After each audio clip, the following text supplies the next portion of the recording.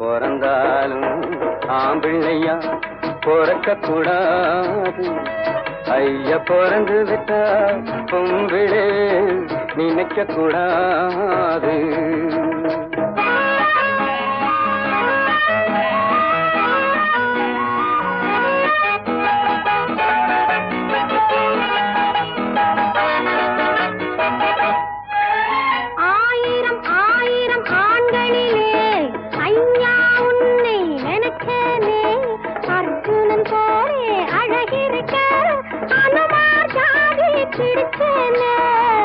பரம்பரை ஞாபகம் போகலையே, பழையதை இன்னும் மறக்கலையே.